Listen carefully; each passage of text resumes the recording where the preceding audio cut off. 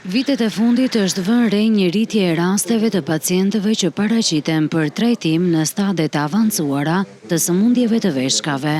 Sipas mjekëve nefrolog, kjo ndodh shpesh sepse problemet me veshkat zbulohen vonë, ndërsa simptomat shfaqen kur sëmundja ka përparuar. Vitet e fundit kemi pasur dhe një goxha shpeshtësi të numrit të rasteve të reja, që na po na shtohen në krahasuar me të paktën 5 vjeçarin e kaluar. Këtë 5 vjeçar ne kemi raste shumë nga që kemi pasur më përpara, sepse veshkat fatkeqësisht janë organe parenkimatose që përjashtuar kur kemi gur në veshka, nuk vetëm këta mund të kemi dhimbje dhe sëmundjet e veshkave zhvillohen në mënyrë të fshehtë të veshkave të mëlçisë, por kryesisht të veshkave që të smurët kur na vinë pak në stade të avancuara. Mjekët rekomandojnë kryerjen e kontrolleve të rregullta mjekësore, ndërsa theksojnë se disa kategori të veçanta duhet të tregojnë kujdes të shtuar për shëndetin e veshkave. Analizat e veshkave janë shumë të thjeshta, analizë gjaku dhe analizë urina.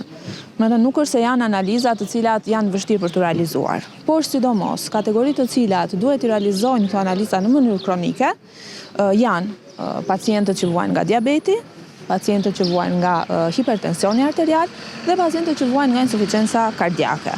Këto 3 kategori duhet që të bëjnë analizat e veshkës të paktën një herë në 6 muaj. Gjithashtu, specialistët këshillojnë shmangjen e ushqimeve me përmbajtje të lartë kripe dhe konsumimin e mjaftueshëm të ujit si mënyra të thjeshta për të mbrojtur shëndetin e veshkave.